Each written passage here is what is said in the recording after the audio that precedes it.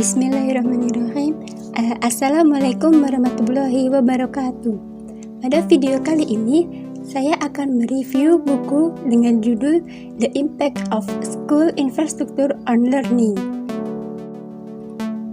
Pada chapter ketiga yang memiliki tema bangunan sekolah yang aman dan sehat. Sebelumnya, perkenalkan, saya Lailatul Hasanah Wijayanti dengan NIM 213111116. Pada chapter 3, bangunan sekolah yang aman dan sehat memiliki 5 pembahasan. Yang pertama, dampak pada murid.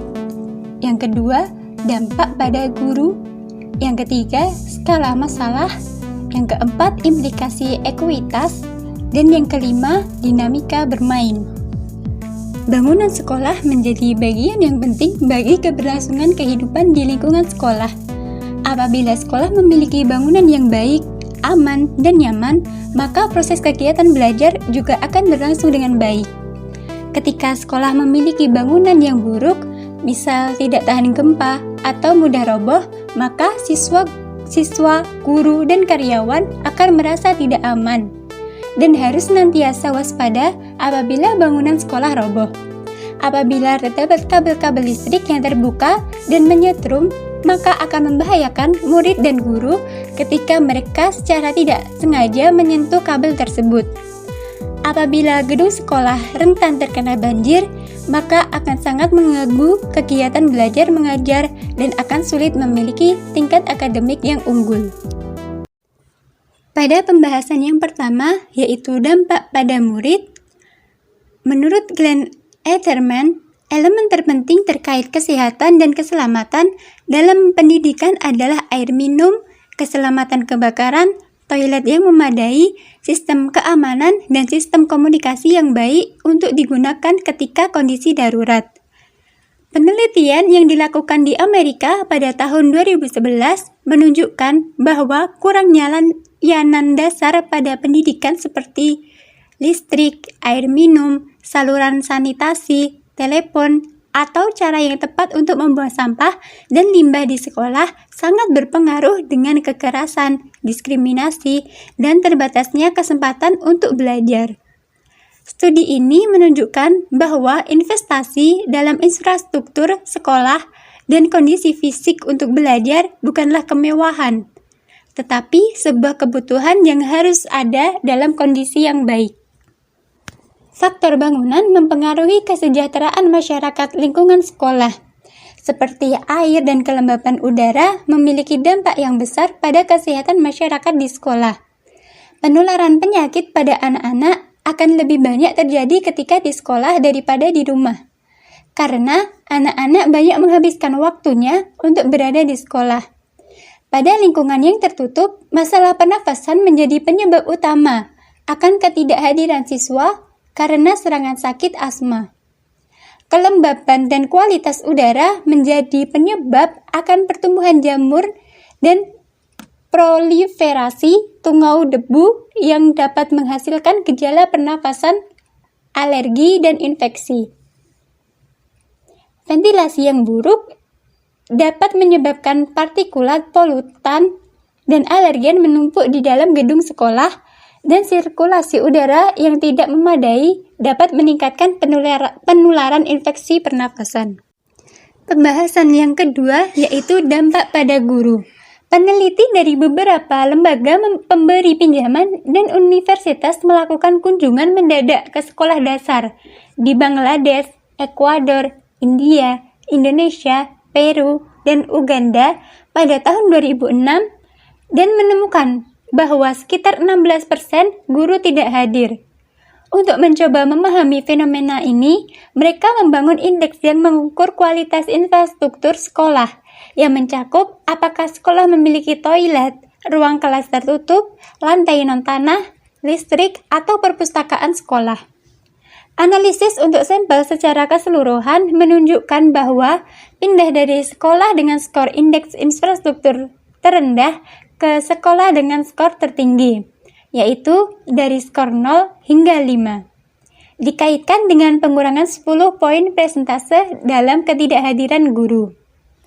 Kesimpulan ini menggemakan hasil studi pada tahun 2004 dan 2016 yang menemukan hubungan yang kuat antara persepsi guru Amerika Serikat dan Inggris masing-masing tentang pemeliharaan dan kondisi bangunan, dan niat mereka untuk tetap atau meninggalkan profesi. Keadaan infrastruktur ditemukan menjadi faktor yang lebih signifikan daripada tingkat gaji mereka. Pembahasan yang ketiga yaitu skala masalah. Sebuah konstruksi sekolah sering gagal dalam memenuhi harapan guru, siswa, dan karyawan. Terkadang mereka harus belajar dan bekerja di gedung yang atapnya bocor, ventilasi yang tidak memadai, dan masalah yang lain. Siswa, guru, dan karyawan membayar harga untuk kondisi bangunan yang menyedihkan dalam bentuk prestasi pendidikan yang lebih rendah, kehilangan pendapatan, dan masalah kesehatan. Kerusakan infrastruktur pendidikan Amerika menuntut korban yang besar, tidak hanya pada mereka yang menghabiskan waktu di dalam sekolah, tetapi juga pada lingkungan secara umum. Pembahasan yang keempat yaitu implikasi ekuitas. Studi Glenn Eterman pada 2004 menyoroti faktor penting yang perlu dipertimbangkan ketika membahas hubungan antara kondisi bangunan dan prestasi siswa.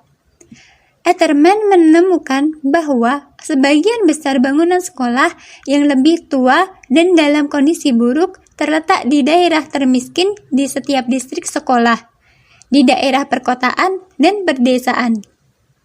Siswa dari daerah miskin berkinerja kurang baik daripada siswa dari daerah yang lebih makmur.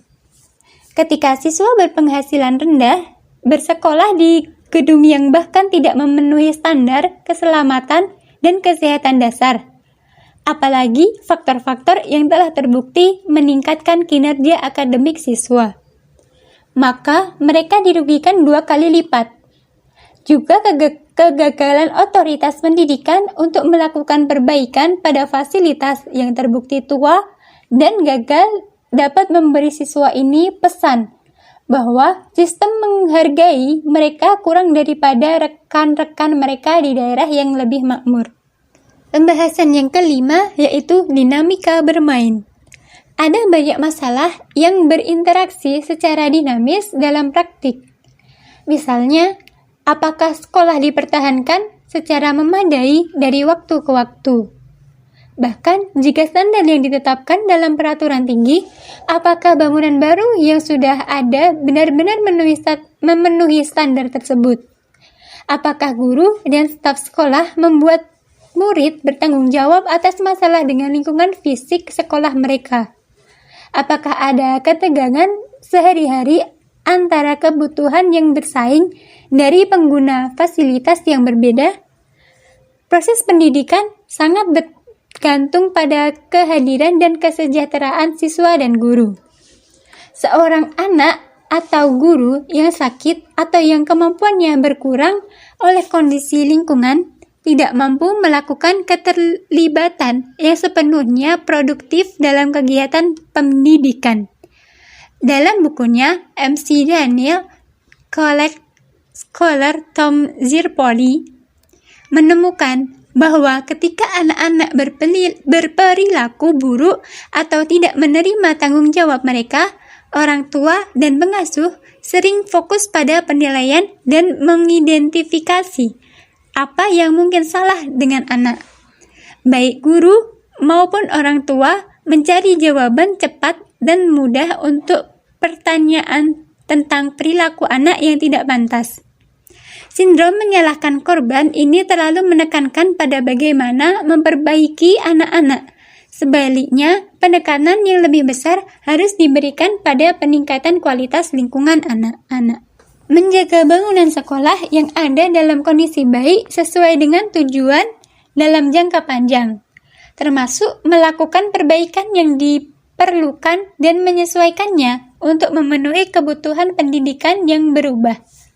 Pemeliharaan yang konsisten semacam ini jika dilakukan dengan andal di gedung-gedung yang secara fundamental sehat secara struktural dapat menghasilkan lingkungan pendidikan berkualitas, baik di gedung-gedung dari segala usia.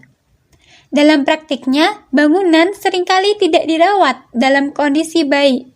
Ini menyoroti bahaya dengan asumsi hanya karena ada peraturan atau standar nasional yang baik, bahwa ini diberlakukan di bursa di lapangan. Mungkin di negara-negara seperti Norwegia dan Denmark yang menggunakan sistem ventilasi seimbang, standar umumnya tinggi, tetapi masalahnya cenderung lebih besar di banyak negara berkembang. Di negara-negara ini, UNESCO telah menekankan bahwa tantangan sebenarnya bukanlah tidak adanya standar yang ditetapkan, tetapi penerapan standar tersebut di lapangan. Tampaknya ini masih berlaku di banyak saham bangunan pendidikan negara-negara maju, juga termasuk proyek-proyek yang disponsori oleh pinjaman utama dan lembaga-lembaga berkembang. Ada ketegangan lain yang berperan, misalnya konflik antara kebutuhan untuk menghemat energi dan kebutuhan akan ventilasi dan cahaya. Seringkali guru menutup jendela untuk menghemat energi, tetapi menyebabkan kualitas udara yang buruk di kelas sebagai akibatnya. Seperti di gedung perkantoran, dampak negatif pada kesehatan dan kinerja tidak dapat dibenarkan oleh penghematan biaya kecil dalam penggunaan energi.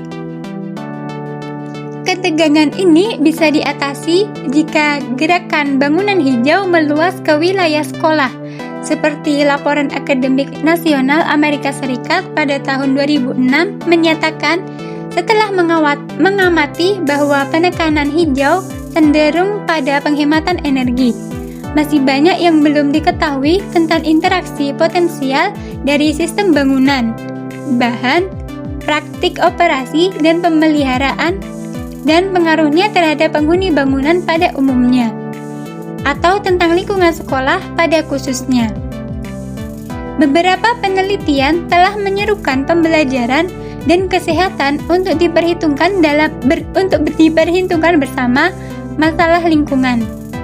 Secara positif, studi perbandingan Kanada menemukan bahwa di sekolah hijau, guru pada umumnya lebih puas dengan ruang kelas dan ruang kerja pribadi mereka, tetapi kurang puas dengan akustik, bahwa ada lebih sedikit ketidakhadiran siswa, guru, dan staf, dan bahwa kinerja siswa lebih baik daripada di sekolah non-hijau.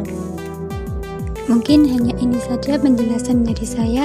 Apabila ada kata yang kurang berkenan, saya mohon maaf. Terima kasih telah menonton sampai akhir. Wassalamualaikum warahmatullahi wabarakatuh.